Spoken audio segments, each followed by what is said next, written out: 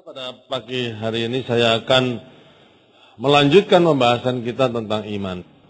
Hari ini kita akan belajar tentang penopang-penopang iman. Dan saudara, sebetulnya beberapa waktu yang lalu, beberapa minggu yang lalu, setelah dibagikan kepada jemaat semuanya satu buklet yang tipis ini tentang penopang-penopang iman. Dan apa yang saya tulis di sini akan saya sampaikan. Walaupun tidak bisa mengcover semuanya. Hari ini kita akan belajar tentang penopang-penopang iman. Nah, ayat yang pertama yang akan kita baca yaitu dari 2 Tesalonika pasal yang pertama, ayat yang ketiga, dikatakan demikian. Mari kita baca bersama-sama ayat ini. Kami wajib selalu mengucap syukur kepada Allah karena kamu, saudara-saudara, dan memang patutlah demikian karena imanmu makin bertambah dan saudara? Kasihmu seorang akan yang lain makin kuat di antara kamu. Dalam bahasa Inggrisnya, imanmu makin bertambah, your faith is growing exceedingly. Rasul Paulus melihat perkembangan jemaat yang ada di Tesalonika dan dia mengucap syukur. Dia senang dengan perkembangannya karena melihat dua hal, yaitu imannya semakin bertumbuh dan kasihnya akan satu orang dengan yang lain semakin kuat satu dengan yang lain. Jadi itulah ciri gereja yang sangat sehat, di mana iman itu bertumbuh bersama-sama, setiap anggota jemaat itu mulai saling mengasihi dan kasih semakin kuat. Gereja itu sehat karena iman jemaatnya itu sehat. Bukan karena gereja itu sehat, bukan karena gedungnya indah, bukan karena jemaatnya banyak, bukan karena uang di gerejanya luar biasa banyak, bukan semuanya itu. Itulah sebabnya kita sangat serius dengan discipleship atau pemuritan, karena tujuan pemuritan yaitu supaya setiap kita yang ada di dalam ruangan ini sanggup memberi makan rohani kita sendiri. Jika jemaat itu setiap saudara, kemajuan saudara itu bukan karena diisi oleh orang lain. Puji Tuhan kalau orang itu bisa memberikan isian siraman rohani kepada kita, tetapi kita sendiri yang harus menyirami pertumbuhan iman kita sampai iman kita itu bertumbuh. Baru kerohanian kita menjadi kerohanian yang sehat. Amin, saudara. Amin, saudara. Itulah sebabnya hari-hari mendatang doa terus-menerus supaya spirit of discipleship ini semua orang bisa terlibat dalam pemuritan, kelompok-kelompok pemuritan dan maju bersama-sama. Kita bertumbuh bersama-sama. Gereja ini akan semakin kuat, semakin saudara penyertaan Tuhan semakin nyata dalam bisnis saudara, dalam pelayanan saudara, dan terjadi hal-hal yang luar biasa dalam kehidupan kita bersama-sama. Amin, saudara. Nah, ini penting sekali, saudara. Nah, saudara, ngomong tentang iman bukanlah perasaan. Sekali lagi, if you want to live by faith, it is a choice. Iman, kalau kita mau hidup dengan iman, kita harus memilih untuk hidup dengan iman, bukan perasaan. Setiap pagi kita bangun pagi, kita ada dua pilihan. Mau hidup dengan perasaan kita atau mau hidup dengan iman kita. Iman adalah keyakinan akan janji-janji Tuhan, ya. Dan saya akan ulangi lagi, ada yang 3 jenis iman, yaitu saving faith, yaitu iman yang menyelamatkan dari Roma 1 ayat yang ke-17, kan orang benar akan hidup oleh iman. Iman ini ada dua macam, satu living and dynamic faith and doctrinal faith. Jadi satu adalah iman yang menyelamatkan, yang membawa kita kepada keselamatan di dalam Tuhan Yesus Kristus. Yang kedua, living and dynamic faith, yaitu iman yang kita punyai untuk meyakini janji-janji Tuhan dalam kehidupan kita, sehingga apa yang kita yakini janji-janji Tuhan itu bukan hanya sekedar janji, tapi menjadi kenyataan di dalam hidup kita. Living and dynamic faith. Tapi doctrinal faith adalah iman yang kita abdikan untuk mengenal pribadi Tuhan. Tuhan menyatakan dirinya melalui firman-Nya dan kita imani itu. Dia Maha Penyayang, Dia Maha Adil, Dia Maha Kuasa, Dia Maha Hadir. Sedangkan kita mengenal pribadi Tuhan, lebih mudah kita mempercayai janji-janjinya. Amin, saudara. Ya, ini yang kita sudah bahas minggu yang lalu, saudara. Dan saudara, ada seorang yang bernama Charles Price mengatakan demikian, jika kita ingin memiliki iman yang terus bertumbuh, saudara, secara luar biasa, kita harus terus memakai iman yang kita punya. Kita harus melatih iman kita setiap hari. Dan kalau saudara latih iman itu setiap hari, iman itu walaupun kecil seperti biji sesawi akan bertumbuh dan menjadi luar biasa, menghasilkan hal-hal yang luar biasa di dalam kehidupan kita. Having faith is also, it means making room for God to move in our life. Memiliki iman artinya memberikan ruang gerak bagi Allah untuk bekerja dalam kehidupan kita. Amin, saudara, ya. Itu, saudara. Tetapi seringkali kita lupa untuk melatih iman kita dari sehari kepada sehari. Ada seorang yang bernama Mario Morulo. Kalau saudara mau lihat di websitenya atau siapa orang ini, hamba Tuhan yang sangat dipakai Tuhan di Amerika, namanya Mario Morulo. Dan Mario Morulo ini satu kali diundang untuk khotbah di kota lain. Dan pada waktu dia mengendarai mobil, saudara, dan dia lupa, ternyata dia lupa isi bensin, saudara. Jadi kehabisan bensin di tengah jalan. Dan pada waktu kehabisan bensin di tengah jalan, saudara, apa yang harus dilakukan? Ini lain dengan Indonesia, saudara. Kalau di Amerika sepanjang kita melihat ke depan tidak ada mobil, sepanjang kita melihat ke belakang juga nggak ada mobil, saudara. Wah, itu in the midst of nowhere itu. Jadi itu, waduh, sepi sekali jalannya, saudara. Terpaksa namanya hamba Tuhan. Dia juga berdoa, Tuhan tolong aku kehabisan bensin ini gimana ini. Padahal ada pelayanan di luar kota, saudara. Pada waktu dia berdoa gitu, apa yang terjadi? Ada truk tangki lewat. Truk tangki. Aduh, Tuhan terima kasih Tuhan. Sopirnya turun, kemudian tanya pada pendeta ini, Mario Morulo ini, what's your problem? Kehabisan bensin. No problem, aku ini punya banyak itu. Waduh, truk tangki di Amerika itu nggak main-main, saudara. Bisa 2 kali, 3 kali truk tangki yang ada di Indonesia. Gedenya minta ampun, saudara. Dan kemudian punya jerigen nggak atau punya tempat lah untuk menampung, karena dari truk tangki nggak mungkin dimasukkan ke tempat bensin di sedan yang dikendarai oleh pendeta Mario Morulo ini, karena selangnya aja gede sekali.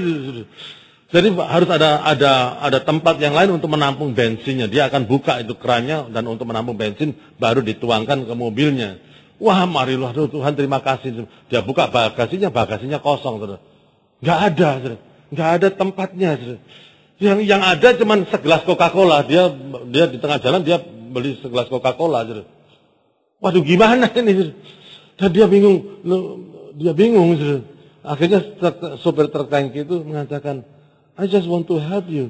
Tapi aku nggak bisa karena nggak ada tempatnya. Dan akhirnya di depan dia truk tangki itu lewat. Padahal itu pertolongan, itu lewat begitu saja. Terus dia berdoa, Tuhan apa maksudnya? Kamu kok mau nolong aku yang serius? Ini datang pertolongan tapi aku nggak tertolong. Dan Tuhan katakan itu, dia ngomong tentang iman.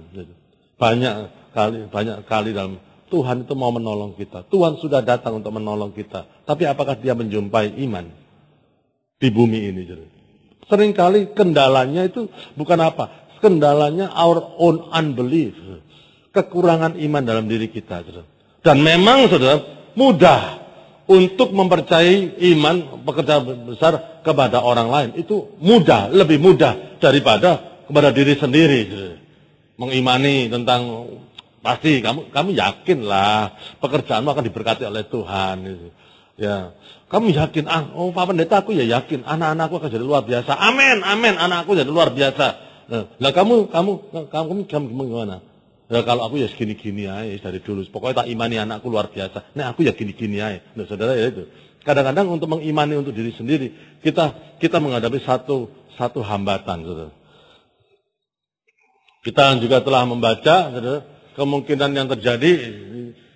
Ini merupakan cerita, dikatakan jawab Yesus. Katamu jika engkau dapat, tidak ada yang mustahil bagi orang yang percaya. Kepada siapa kata-kata yang diucapkan? Kepada seorang bapak yang anaknya kesurupan setan, kerasukan setan. Ada satu kejadian di mana satu orang bapak yang anaknya kerasukan setan, dan kemudian setan itu menggoncang-goncangkan, membuat anak itu jadi kejang, ada busa yang keluar, dan kemudian dia beberapa kali anak itu hampir masuk ke dalam api dan lain sebagainya. Dan dia minta, Tuhan Yesus, kalau engkau dapat, engkau sembuhkan anak ini. Kalau engkau dapat. Dan Tuhan mengatakan, jawab Yesus, katamu jika engkau dapat. Dan Tuhan mengatakan bahwa tidak ada hal yang mustahil bagi orang yang percaya. Ayat ini sudah kita baca minggu yang lalu. Tetapi saudara, respon daripada ayah itu yang kita baca selanjutnya, dikatakan segera ayah anak itu apa saudara? Berteriak. Saudara. Aku percaya. Kemudian apa saudara? Tolonglah aku yang tidak percaya. Loh ini kan, aku percaya tapi tolonglah aku yang tidak percaya. Karena pada waktu dia mau percaya, aku percaya bahwa engkau maha kuasa. Tapi pada waktu dia mau mengaplikasikan untuk dirinya sendiri, dia mengalami kesulitan. There is so many unbelief. Kita lebih mudah mengimani untuk orang lain daripada mengimani untuk diri sendiri. Kita harus berani mengatakan, mulai dari diri kita sendiri, Tuhan akan melakukan perkara yang besar melalui hidupku. Itu penting sekali, saudara. Penting sekali. Bukan pada orang lain, saudara. Katakan kiri kanan. Aku tahu Tuhan punya rencana besar untuk hidupku. Saudara. Ya. Kan lebih gampang, Tuhan akan memakai kamu secara luar biasa. Nah, gampang kan? Ya. Tapi katakan dengan penuh keyakinan, Tuhan akan memakai hidupku secara luar biasa. Ayo, saudara. Kiri kanan. Saudara. Loh, iya, katakan. Loh, saya lihat ada suami istri yang, jangan gitu sama istrinya, sama suaminya. Jangan dorong-dorongan. Saudara. Ayo, katakan, saudara. Katakan. Tuhan akan memakai hidupku secara luar biasa. Start with you. Saudara. Ayo kita aplikasikan. Kita initiate our faith in Him.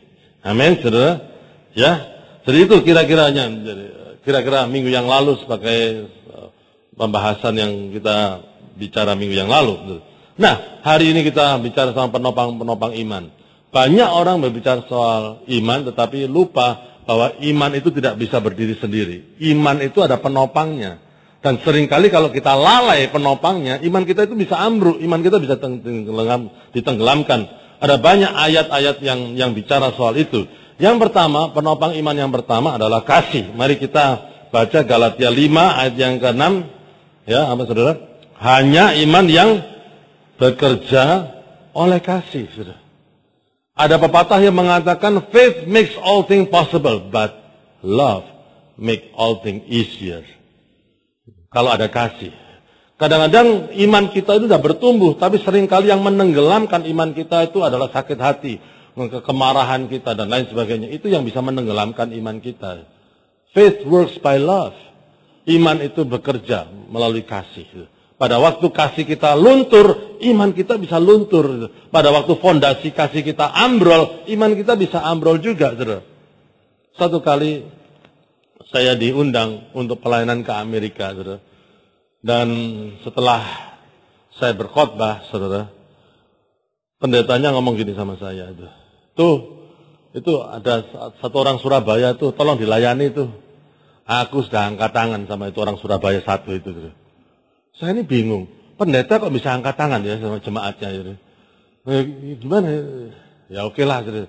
Biasanya setelah kebaktian kan pembicara tamu kan diajak makan sama pendeta gembala gereja lokal itu kan yang mengundang.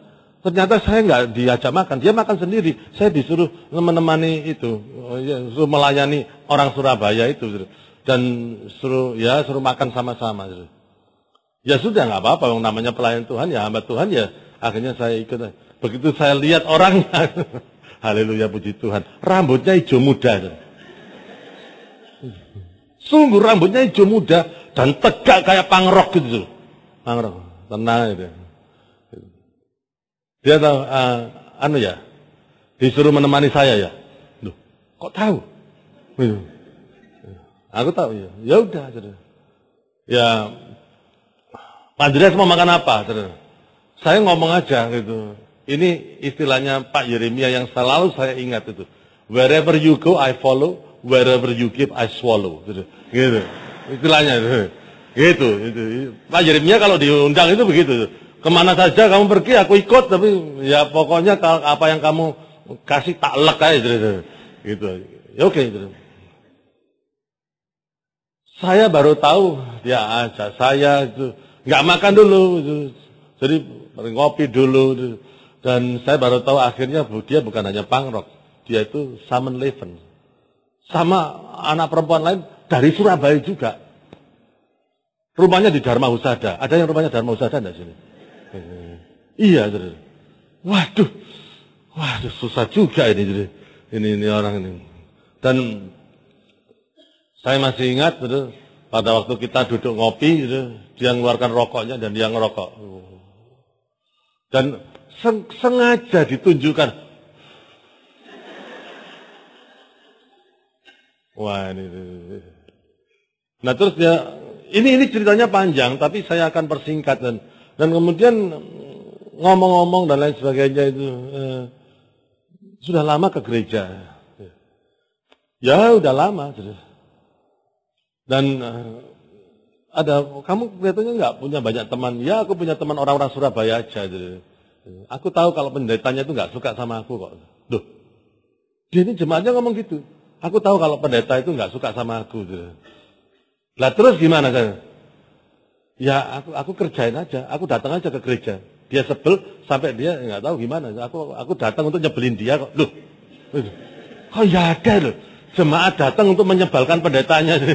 Kok ya ada orang Surabaya mana? Waduh, oh gitu. Ya, pokoknya kuat-kuatan aja, pokoknya dia ngomong apa tak bantai terus aja, gitu. Waduh, untung saya tidak punya jemaat kayak gitu, terus di sini baik-baik, luar biasa sekali. Ya, terus kemudian ya terus ngomong lah. Itu. Saya dengarkan itu ngomong itu sekali itu. Ke Amerika lagi itu. Saya disuruh itu loh, konconono orang Surabaya itu. Setiap kali ke sana, suruh ngancai orang Surabaya. Ya wis, itu. Ketemu lagi, saudara. Apa yang terjadi, saudara? Hijau mudanya sudah jadi hitam. Saya lihat apa? Orang ini perlu perhatian. Orang ini perlu kasih. Tak ajak kayak aku, my own brother. Kayak anakku dewek, saudara. Aku nggak tahu. I just want to pour out love tuh. Tak sayang itu. Aku cuma cerita itu. Aku bilang gini, nek kamu serius itu lebih baik menikah daripada kumpul kebo, tak gitu itu. Ngapain? Kalau kamu sama-sama sudah senang itu, kamu kan juga itu kan jadi pria itu yang bertanggung jawab itu dan gitu ya, koan ya. Manggil saya koan gitu. Ya wis nanti kalau nanti tak pikir sih. Ya. Datang lagi ketemu itu. Gimana? Kalau kamu kepingin aku ngelamarno, ya tak lamarno, aku bilang itu. Kan orang Surabaya. Oh iya, aku sudah ngomong sama itu pacarku itu. Yuk kita kawin yuk itu. Daripada gini terus kan tidak benar itu. Nah terus dia ngomong apa? Hah? Kawin? Loh kamu ini bertobat jadi Kristen tak? Loh. Ngomong gitu.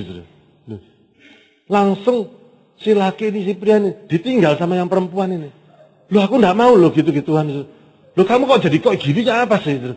Loh saya pikir, loh kok ada orang perempuan kok gitu ya? Loh, dijak menikah jadi enggak mau. Saudara kalau lihat orangnya, waduh saudara.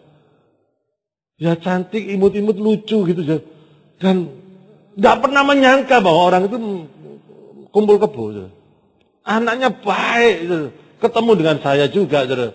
Tapi pada waktu dijak serius, membina satu rumah tangga, good, the right relationship, justru nggak mau ditinggal sama yang cewek itu. Saya oke lah kan. Ketemu lagi, pertemuan yang berikutnya, saya masih ingat tuh.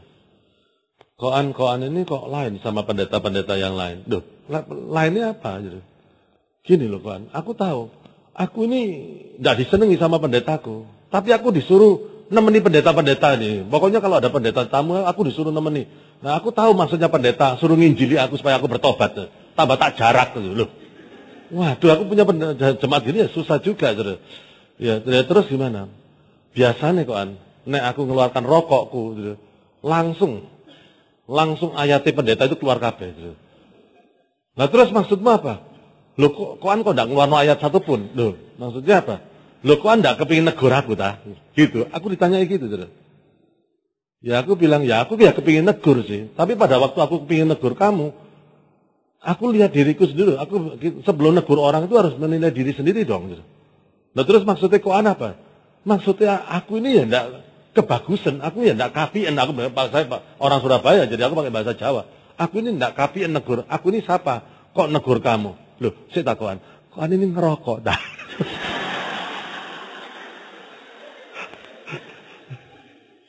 Itu. Enggak, aku enggak rokok. Dulu rokok, tapi Tuhan kasih asma. Gitu jadi. Gitu. Iya, tapi gini loh ya. Orang merokok merusak kesehatan, betul enggak? Iya. Tapi nek orang makannya akeh kayak aku, itu yang merusak kesehatan. Aku ini akeh penyakit. Jadi aku ya ndak kapien, aku pakai bahasa Jawa. Aku ndak kapien, tapi aku ya kepingin ya mau ngomongin kamu, tapi aku harus betulkan diriku sendiri dong. Saudara tahu apa yang terjadi? Hari itu merupakan hari terakhir dia berhenti merokok. Saudara. Hari itu, saudara. Jangan tepuk tangan dulu, tepuk tangan dulu. Sebentar. Ini ada masalah berikutnya soalnya. Hari itu dia berhenti merokok, tapi sampai hari ini saya masih overweight. Nah ini masalah. Nah sekarang saya ngapain dia atau saya sekarang itu. Nah kadang-kadang pendeta merasa terlalu rohani itu apa, saudara? Sebetulnya sama. Kita semua punya kelemahan. Kita punya hal yang perlu kita perbaiki. Saya masih ingat, I lead him to Jesus Christ. Dia bertobat, terima Tuhan Yesus. Terus kemudian beberapa saat punya pacar lagi. Saya dikasih surat. Koan aku mau menikah. Permintaanku cuma satu. Koan memberkati aku. Koan Mariani tahu. Kalau misalkan si Mariani bisa ikut. Semua tiket tak bayari semuanya. Loh, kok gini ya? Lah aku bilang, loh aku kan enggak enak nanti jadi sama pendetamu yang dulu itu kan enggak enak. Maksudnya kamu diberkati itu. Ya aku juga ngundang semua beberapa hamba Tuhan aku undang katanya. Tapi koan yang harus memberkati aku. Ya saya enggak ngerti masalahnya. Karena pemberkatan bukan di gereja tapi di restoran, ada ruangan khusus yang didesain untuk memberkati situ. Saya datang ke Los Angeles dan kemudian dia yang jemput pakai Mercy, saudara. Wih, kamu kok keren gitu. Dulu mobilmu mobil barang. Ya, koan aku dulu aku lihat fotoku dulu itu izin koan kok itu sudah genah ya. Iya, sudah genah aku bilang itu. Sudah genah lumayan itu. Kamu jangan macam-macam lagi. Enggak koan aku enggak manis. Aku cinta Tuhan kok. Pokoknya sekarang itu Tuhan berkati aku Tuhan. Soal aku jadi punya Mercy loh. Saya ditanya Mercy. Waduh ya, keren juga ya kamu ya itu. Ya, gitu saya ngomong-ngomong begitu. Saya enggak tahunya. The day he married, the same day he quit from the church. Dia pindah gereja. Dia tidak mau lagi. Dia tahu bahwa dia tidak diterima di gereja itu. Dia keluar dari gereja itu. Dia pindah ke gereja lain. Walaupun pendetanya diundang, saudara. Tapi pendetanya tidak datang pada waktu pemberkatan. It grieves me. Dan sampai sekarang itu jadi, aduh kayak adik sendiri, kayak anak sendiri. Sangat baik sekali. Terus menerus ya. Dan gimana? Love makes everything easier. Kita mengimani pertobatan orang kayak begitu. Tapi without love, tidak bisa. Kita imani bagaimanapun juga. Love makes everything easier. Amin, saudara. Dan banyak orang mempraktekkan iman. Tapi iman yang arogan itu, iman bukan iman yang rendah hati. Itu justru menghancurkan iman itu sendiri. Gitu. We are called to love people. We are called to love others. Disayangi, tapi juga diimani. Dan orang itu berubah. Amin, saudara. Amin, saudara. Ya, itu. Saudara. Yang kedua, saudara. Penopang iman yang kedua adalah conscience, hati nurani. Saudara. 1 Timotius 1 ayat 18 dikatakan, tugas ini kuberikan kepadamu Timotius anakku sesuai dengan apa yang telah dinubuatkan tentang dirimu supaya dikuatkan oleh nubuat itu engkau memperjuangkan perjuangan yang baik dengan apa saudara? Iman dan hati nurani yang murni. Kerohanian yang murni itu perjuangan. Ingat saudara. Kalau saudara ingin menjadi kerohanian saudara maju, itu nggak datang dengan santai gitu. Dikhotbahi enak gitu. Dan kemudian rohanimu bertumbuh. No. Itu perjuangan. Harus ada perjuangan. Perjuangannya apa? Perjuangan iman. Dan plus hati nurani. Dan ayat yang ke-19, beberapa orang telah menolak hati nuraninya yang murni, karena itu kandaslah iman mereka.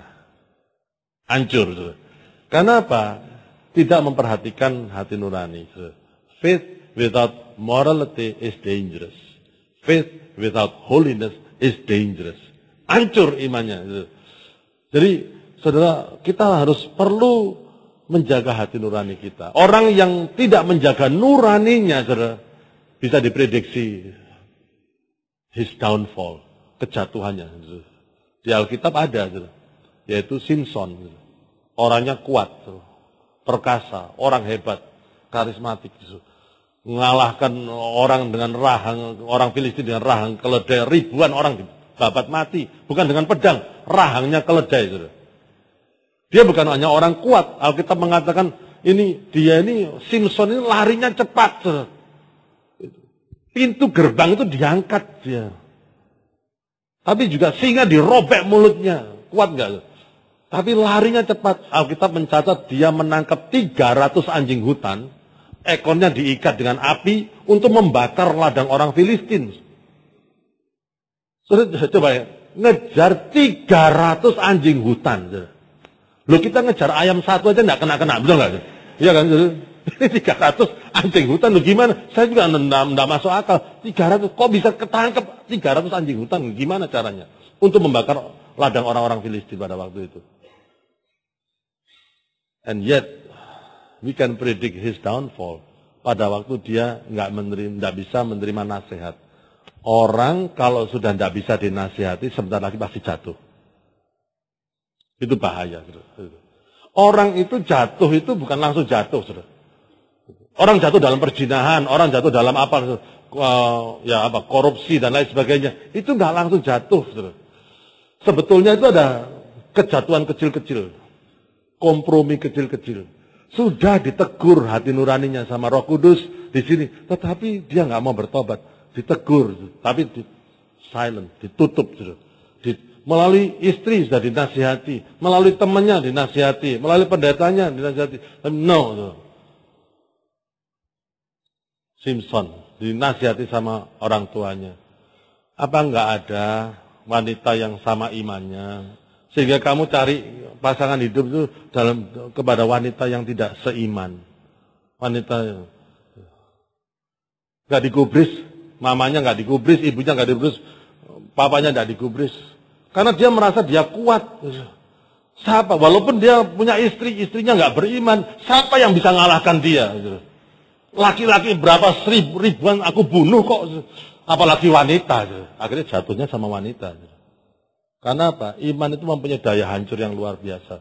There is no man greater than sin. Iman itu, sin itu ya, itu bisa menghancurkan orang yang sehebat apa, sekaya apapun juga.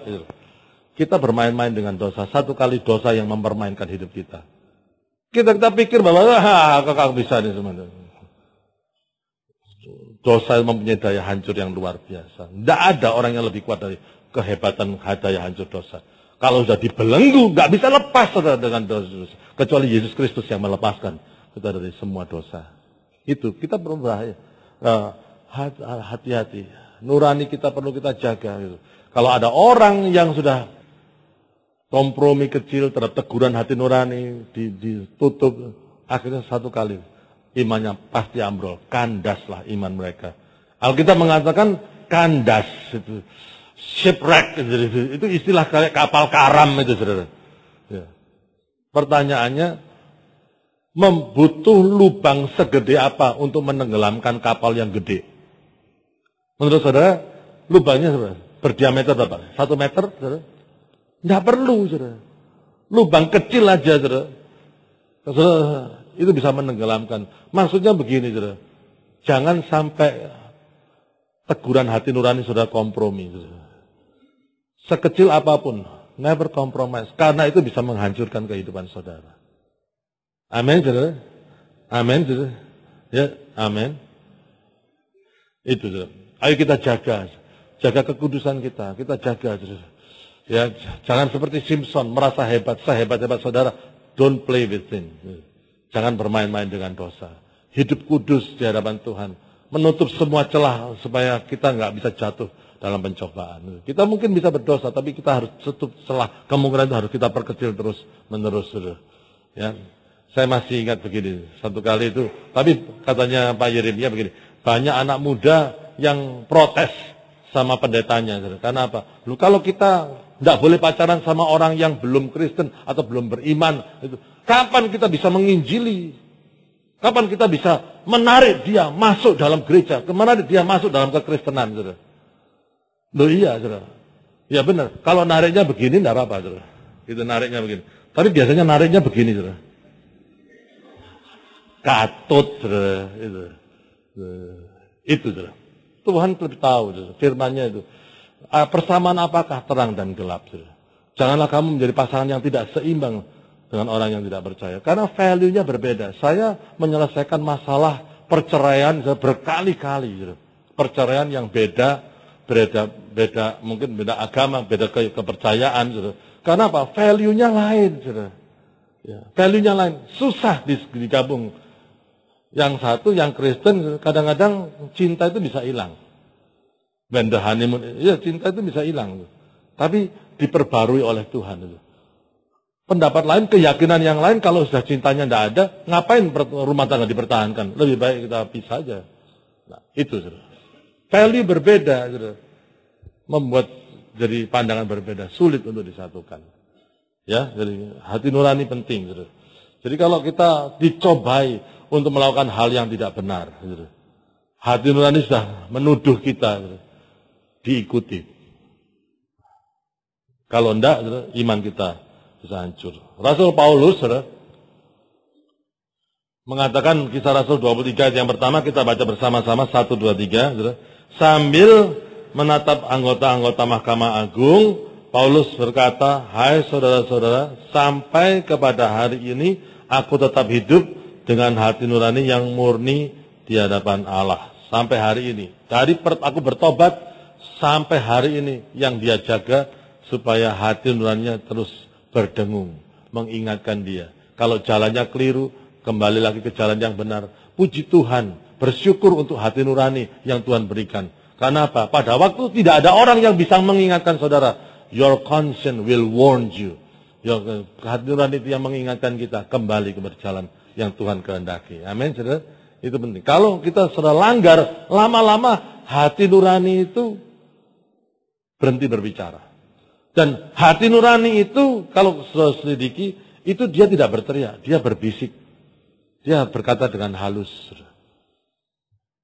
Kenapa kalau kita pergi ke disco atau ke night club atau apa, musiknya hingar-bingar. Wah, sembang. Loh, kok Pak Andreas tahu? Ya dulu saya di situ soalnya, saudara. Gitu. Sebelum kenal Kristus. Jadi kalau saudara, kalau ada orang, wah aku tahu Andreas itu dulunya wah elek. Ya, you better believe it. Ya, aku dulu elek memang. Sekarang ya lumayan lah. Gitu. Sudah bertobat, gitu. Dan istri saya pernah tanya, dulu kamu gimana? Nggak tak ceritani, saudara. Nggak diceritani, nggak kawin akhirnya. Sampai sekarang tak sembunyikan. Ya, nggak, maksudnya yang selama sudah berlalu kok, saudara ya. Dan itu, kenapa? Dan di situ kenapa banyak orang yang karena apa? Pada waktu musik yang keras itu, it silence the conscience. Saudara nggak bisa dengar hati nurani saudara karena hati nurani itu berbisik pada saudara. Karena hingar-bingarnya musik, bang. Sudah ditawari drugs, sudah ambil itu, sudah ditawari apa saja. Semuanya itu. Karena apa? Itu mind manipulation. Ada musik-musik yang bisa menguasai saudara. Dan makanya bahayanya begitu. Saudara. Aku pergi ke sana, nggak ngapa-ngapain kok. Hati-hati, saudara. Karena you cannot hear the conscience. Hati nurani, penting. Ya. Penopang iman yang ketiga, saudara, yaitu kesabaran. Ibrani 6 ayat yang ke-12. Ayo kita baca bersama-sama.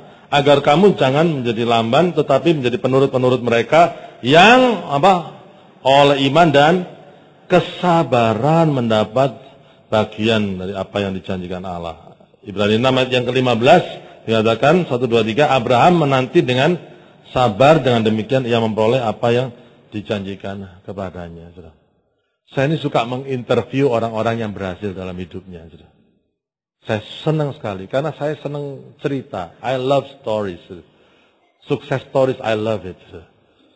Dan hampir semua cerita yang saya dengar orang-orang yang diberkati, orang yang kaya, orang yang sukses, dan lain sebagainya, itu nggak langsung sukses. Ada masa-masa sulit yang mereka harus hadapi. Bahkan sampai sekarang pun mereka menghadapi berbagai macam tantangan. Semakin tinggi orang itu, semakin anginnya makin kenceng juga. Masalahnya justru nggak selesai bertumbuh, tapi mereka sabar. Mereka nggak cari jalan pintas. In faith there is no shortcut. Nggak ada. Patient. Sabar. Menantikan janji Tuhan. Kalau saudara anak-anak muda, jangan pingin cepat kaya. Kalau saudara belajar dari bawah. Yang menghancurkan saudara itu yaitu apa? Saudara tidak sabar dalam menunggu janji Tuhan. Pingin cepat di atas. Pingin cepat. Saudara. Karisma can bring you to the top.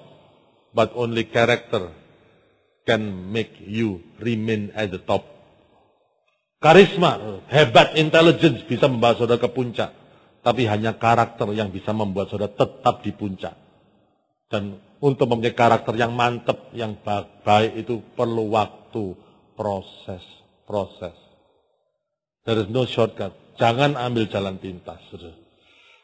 Banyak orang ambil jalan pintas dan akhirnya juga ambrol imannya. Amin, saudara. Saya ini paling susah kalau disuruh menggantikan Pak Yeremia khotbah. Waduh, setengah mati. Saudara. Karena dia sudah pengkhotbah yang luar biasa dan saya masih belajar berkhotbah. Waduh. Saudara. Saya itu pernah disuruh menggantikan Pak Yeremia khotbah itu. Saya saking dredegnya itu. Saudara. Saya itu hampir 1,5 jam sebelum kebaktian mulai. Saya sudah datang ke gereja itu, saya sudah duduk berdoa, hari itu doa puasa.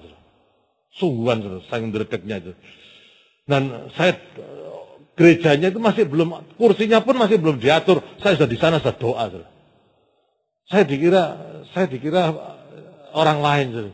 Sampai salah satu diakennya, Pak, kebaktiannya 2 jam lagi, Pak, Bapak terlalu pagi. Enggak apa-apa, saya doa di sini, saya gitu. Daripada doa, yuk, bantu aku ngatur kursi. Loh. Gitu. Ya apa? Saya nggak ngomong, kamu nggak tahu siapa saya.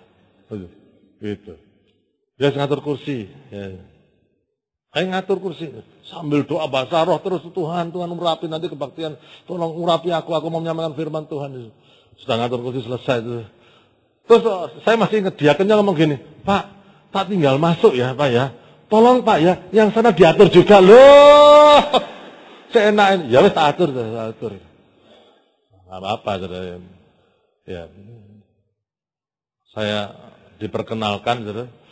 Pak Yeremia tidak bisa hadir, tapi dia mengirim hambanya, Pak Andreas Rajo akan mengkhotbah. Saya yakin bahwa Tuhan Yesus akan melakukan perkara-perkara yang luar biasa. Saudara.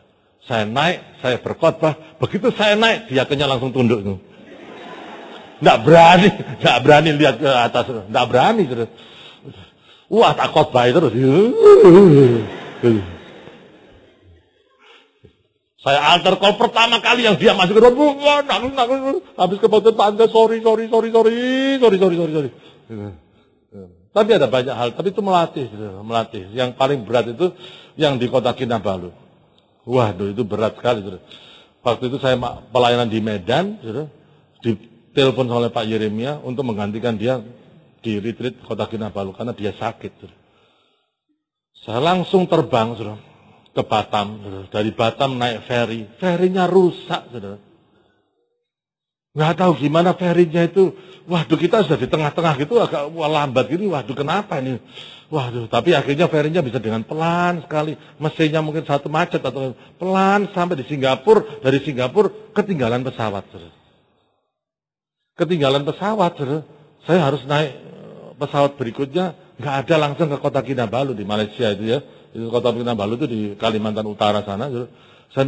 Saya harus naik Royal Brunei. Jadi ke Brunei Darussalam. Di Brunei Darussalam, aku ditangkap. Karena bawa Alkitab banyak. Diinterogasi di imigrasi sampai jam 12 malam. Saya sampai katakan, if you want to throw away the Bible, aku lihat, aku ini cuma transit aja di sini. Jam 7 pagi saya harus pergi ke satu kota namanya Labuan. Saya hari itu tidak bisa tidur karena takut ketinggalan ferry. Ferinya jam 7, jam setengah 7 saya sudah di pelabuhan itu. Untuk naik ferry. Sampai di sana pelabuhan itu, saya tunggu, ada orang itu, loh aku kok tidak kelihatan ferry. Ferinya udah berangkat Pak. Loh, kok ferinya udah berangkat loh, kartisnya itu jam 7. Saya baru tahu kan. Loh Pak, ferry ini berangkat. Pokoknya kalau sudah penuh ya berangkat aja. Loh sebelum jam 7? Iya, sebelum sudah penuh kok. Mati aku. Akhirnya gimana ke Labuan? Naik speedboat. Saudara bayangkan ke naik speedboat itu nggak bisa langsung ke Labuan karena jauh dan harus ganti speedboat lagi di tengah-tengah sungai yang besar itu, di tengah laut itu, ganti lagi. Saudara. Semalam nggak tidur, saudara.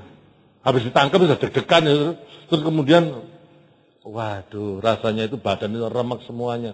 Dan bawa koper isi Alkitab semuanya ya. Dan kemudian sudah sampai tengah-tengah, macet, pindah, lompat perahu, lompat speedboat itu, saudara. Ke speedboat yang lebih besar. Begitu masuk speedboat yang lebih besar, saudara, saya lihat pemandangan yang luar biasa. Penumpangnya bawa ayam, bawa apa, macam-macam semuanya. Jadi keringet, bau, gak karu-karuan, saudara. Tapi ada another story. Dari situ, nanti saya akan cerita itu. Di situ mungkin saya katakan mungkin, I met the angel of the Lord.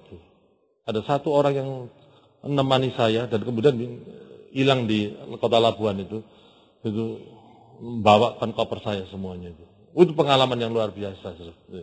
Dari Labuan saya ketinggalan pesawat karena saya ketinggalan ferry, saya ketinggalan pesawat dari Labuan ke Kota Kinabalu. Saya harus nunggu lagi sudah.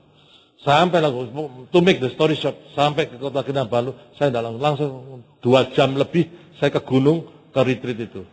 Di retreat enggak dikasih karpet merah, disambut enggak, disidang saudara. Itu. Kami kecewa kenapa Pak Yeremia enggak bisa datang ke retreat. Saya katakan beliau sakit. Kenapa sakit? Ya karepmu dhewe. Oh, kok takok aku terus. Ya apa sih? Ya apa orang sakit kok kenapa sakit tuh? Masa hamba Tuhan enggak boleh sakit itu. Waduh ya apa? Saya malam itu disuruh mandi. Begitu saya masuk, hah? Lo ranjangnya itu lo kok pendek. Lo ini ranjangnya Agi. Kaki saya itu gantung, enggak bisa lurus saja enggak bisa. Waduh. Ya, saya mandi. Begitu saya buka kamar mandinya itu, ini bukan hotel bintang 5, enggak. Hotel bintang 1000. Kenapa? Saya lihat ke atas ribuan bintang dan dalam bulan ada di situ terus. Luar biasa, adem, enggak ada. Cuman batas itu, enggak ada, cuman ada tong satu ditutupi seng gitu. Saya buka di situ, oh ini airnya di sini toh. Lalu saya lihat dengan penerangan yang cukup, saya lihat itu. Haleluya. Lah ya apa mandinya? Tuhan kasih hikmat. Begitu duduk, biur. Naik lagi, saya tunggu dah. Biur. Akhirnya ya mandi tuh. Mandi. Karena udah bau ayam, bau macam-macam. Waduh, badan sudah keletihan luar biasa. Malam itu saya khotbah ketiduran. Setiap hari 5 kali session. Disuruh khotbah. Pagi sampai malam, 5 kali. Dan setiap kali saya khotbah, seluruh panitia itu di luar. Tidak mau mendengarkan apa yang saya khotbahkan. Saya terus terang mangkel.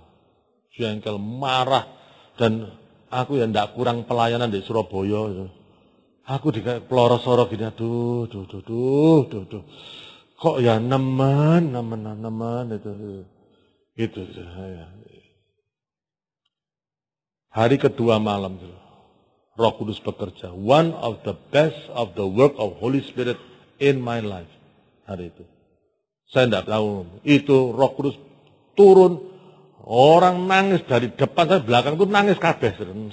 Semuanya nangis. Orang tumbang. Tidak ada yang doain. Ambruk, nangis. Saya masih ingat ada bapak di sini, anak di sini. Lari ke depan, rangkulan, nangis di depan. Itu sudah puluhan tahun tidak ngomong. Di restorasi. Baru panitianya masuk semuanya. Dikira apa ini? Dilawat Roh Kudus, penuh Roh Kudus, panitianya nangis semuanya. Semuanya nangis. Tuhan bekerja secara luar biasa.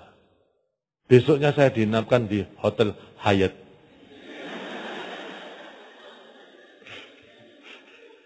Dan sampai sekarang, saudara, kalau apapun yang terjadi, saudara, they accept me. Bulan Agustus yang akan datang saya diundang ke sana. Apa saja, mereka mau pemulitan, kita mau apa, mereka ikut. Pokoknya ikut aja, pokoknya relationship jadi baik. Itu. Pak Yeremia tanya, gimana Andreas di sana? Gitu. Baik semuanya, baik. Aduh maaf ya, jangan ngomong Pak Yeremia ya. Oh tak lapor no, gitu. Tapi enggak. Gitu. Sekarang banyak hamba Tuhan kepingin hotel bintang 5-nya, tapi melayani dengan kesederhanaan, enggak mau. Gitu. Sabar. Gitu. Ada waktunya. Promosi Tuhan itu ada waktunya. Gitu. Amin. Gitu. Tapi pasti, kalau kita beriman pasti sabar. Amin. Gitu. Semua katakan sabar. Ya. Kalau baca Alkitab nggak ngerti, kalau doa belum dijawab, kalau istri ngomel, kalau pendeta khotbahnya kepanjangan, nah itu dia. Sabar subur nggak, sabar masuk kubur. Ya, amin gitu ya. Oke, teruskan lagi. Penopang yang keempat adalah ucapan syukur. Kisah Rasul 28 ayat yang ke-15. Saudara, I love this verse. Ayat ini saya kirimkan ke Pastor Konghi. Menguatkan Pastor Konghi. Dan dia menjawab, aku ini baca kitab Kisah Para Rasul berulang-ulang. Aku kok tidak bisa lihat ayat ini. Dia nulis buku tentang Kisah Rasul bahkan. Tapi belum lihat. Dia senang ayat ini. Dikatakan, lalu ketika Paulus bilang, Paulus mengucap syukur kepada Allah. Lalu kuatlah hatinya. Wow. Kuatlah hatinya. Saudara, tahukah saudara, omelan itu menggerogoti iman saudara? Tapi kalau saudara mulai belajar mengucap syukur, itu strengthening your faith. Itulah sebabnya Rasul Paulus mengatakan, janganlah hendaknya kamu khawatir tentang apapun. Tapi bagaimana sih ngusir kekhawatiran? Dalam nama Tuhan Yesus, kekhawatiran out dari hidupku. Balik lagi, kembali lagi. Out lagi, khawatir lagi. Out lagi, balik lagi. Tidak bisa, mengusir kekhawatiran. Susah. Karena kita ini manusia yang normal untuk khawatir. Tapi gampang mengusir kekhawatiran. Belajar mengucap syukur. Dikatakan Rasul Paulus, tapi nyatakanlah dalam segala hal keinginanmu kepada Allah. Dalam doa dan permohonan. Dengan ucapan syukur, ini paling penting. When you give thanks to God, all of a sudden, it works like magic. Sebenarnya itu simsalabim 1, 2, 3. Pada waktu kita mengucap syukur, itu hati itu bisa positif. Suasana mood kita itu bisa positif. It works like magic. Mendadak itu kekhawatiran itu jauh ribuan kilo dari kita. Karena kita mengucap syukur. Belajarlah mengucap syukur dalam segala hal. Saya pernah diceritain sama istri saya. Istri saya cerita tentang seorang yang bernama Wallace Johnson. Siapa ke dia? Wallace Johnson. Pernah dengar Wallace Johnson? Ada yang pernah dengar nama orang Wallace Johnson? Belum ada, saya cerita. Ceritanya menarik sekali. Istri saya yang cerita pada saya. Dia pernah khotbah itu juga, Wallace Johnson. Dia adalah pekerja di penggergajian kayu. Di PHK umur 40 tahun. Nah orang di PHK umur 40 tahun mau ngelamar kerja itu setengah mati. Betul nggak? Sudah di PHK umur 40 tahun. Tapi 5 tahun setelah di PHK, dia menjadi multimilioner. Kenapa? It's the right attitude. Dia nggak marah sama bosnya di waktu di PHK. Memang karena ekonomi begitu, dan dia harus ada pemotongan pemberhentian tenaga kerja, dan dia yang kena juga. Dan memang itu, tapi disitulah dia akhirnya belajar mengucap syukur. Dia belajar, dan akhirnya dia bisa menerima. Sikapnya itu nggak marah, dia nggak jengkel, dan nggak maki-maki bosnya. Enggak. Make it short stop. Dia akhirnya merintis satu bisnis. Dialah perintis Holiday Inn Hotel. The owner of Holiday Inn Hotel. 5 tahun. Multimilioner. Saudara mau tahun depan jadi tahun yang luar biasa bagi saudara? Saudara mau bulan depan menjadi bulan yang luar biasa? Saudara mau tahu hari ini bisa menjadi hari yang luar biasa? Katanya hari orang berkesusahan buruk semuanya. Amsal 15 ayat 15. Gampang baca. Saudara membuat hari ini menjadi hari yang apes bagi kita semuanya, saudara. Apes, sial, ngomel terus, saudara. Tapi saudara mau merubah hari ini menjadi hari yang penuh dengan keberuntungan, penuh dengan berkat Tuhan, saudara. Belajarlah mengucap syukur. Amin, saudara. Dan 5 tahun yang akan datang, saudara, your faith will be stronger. Saudara akan menjadi orang yang sangat berbeda dengan hari ini kalau engkau belajar mengucap syukur setiap hari dalam kehidupan saudara. It is Thanksgiving will be strong supporter of your faith. Itu yang harus ada, saudara. Amin, saudara. Ya, mengucap syukur, jangan ngomel, saudara. Oke, teruskan, saudara. Penopang iman yang berikutnya yaitu doa, saudara. Yudas 1 ayat yang ke-20, akan tetapi kamu saudara-saudara yang kekasih, bangunlah dirimu di atas dasar imanmu yang paling suci dan berdoalah dalam Roh Kudus. Dalam terjemahan The Message dikatakan, but you dear friends, carefully build yourself up in the most holy faith by praying in the Holy Spirit. Nafasnya iman itu doa. Doa, berdoa. Bukan doa sesuai dengan keinginan kita, tapi doa sesuai dengan keinginan Roh Kudus. Dan Roh Kudus akan menginspirasi doa-doa kita secara luar biasa. Saudara, saya nggak bisa menjelaskan, saudara kan punya bukunya, saudara baca sendiri. Dan penopang iman yang terakhir yang saya mau sharingkan kepada saudara, yaitu penopang yang ke-6, itu perbuatan. Itu ini nggak ada dalam, mestinya banyak yang kurang, tetapi ini nggak ada dalam bukunya, yaitu perbuatan. Yakobus 2 ayat yang ke-22, saudara. Kamu lihat bahwa iman bekerja sama dengan perbuatan-perbuatan, dan perbuatan-perbuatan itu, oleh perbuatan-perbuatan itu, iman menjadi apa, saudara? Sempurna. Iman bukan teori, iman harus dipraktekkan, iman harus dilatih. Seperti Charles Price mengatakan, kalau you want an ever increasing faith, iman yang terus bertumbuh, kamu juga harus terus memakai iman itu. Kecil tidak apa-apa, tapi teruskan mempraktekkan iman itu. Imanilah hal-hal yang luar biasa dari Tuhan. Sebab seperti tubuh tanpa roh adalah mati, demikian juga iman tanpa perbuatan adalah mati. Saudara, penting, saudara, beriman. Gini loh, saudara, maksudnya begini. Siapa yang sudah merasa sangat diberkati oleh Tuhan sampai hari ini, angkat tangan, saudara. Saya sudah sangat diberkati. Oke, angkat tangan tinggi-tinggi dulu. Ya. Sudah lihat ya, bukan sudah lihat. Oke, saya ingin katakan pada saudara, katakan melalui iman. Aku bersyukur untuk semua berkat yang Tuhan sudah berikan dalam diriku. But this is only a beginning. Akan ada hal yang lebih luar biasa lagi yang Tuhan akan kerjakan dalam hidupmu. Tidak akan stop di sini. Enlarge your faith. Saudara, enlarge your faith. Dan saudara akan lihat pekerjaan Tuhan yang luar biasa. Amin, saudara. Amin, saudara. Ya, saya pernah pada waktu krisis ekonomi, pergi ke Malaysia. Dan sama teman di Malaysia, saudara, diajak ke tempat makan. Itu sudah jam 11, jam 12, tengah malam lah. Saya bilang, masa ada buka? Oh, banyak yang buka. Saudara. Ya, akhirnya ke tempat makan. Di tempat makan itu, saya memperhatikan ada sesuatu yang janggal di tempat makan itu, saudara. Saya lupa di mana itu, saudara. Karena apa, saudara? Saya lihat tempatnya itu ada AC-nya, tapi AC-nya nggak dipasang. Terus kemudian ada kipas angin besar-besar. Kipas anginnya dipasang. Kita makan sampai tengah malam, sampai subuh. Saudara. Dan teman saya ini cerita begini. Kok bisa begini? Kok AC-nya ada dipasang? Ini gini. Restoran ini biasanya sore sudah tutup, Pak Andreas. Gitu. Tapi pada waktu Krismon, saudara, pemiliknya ini nggak menyerah, gitu. Tetapi restorannya dibuka sampai subuh. Karena malam AC-nya tidak dinyalakan karena sudah dingin, diganti kipas angin. Wow, satu pelajaran yang luar biasa. Saudara. Pada waktu kita menghadapi segala macam masalah, saudara, segala macam masalah, omelannya jangan ditambah, kerja kerasnya ditambah.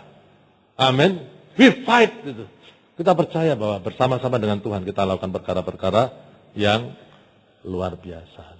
Pertahankan iman saudara. Why? Because your children need your faith.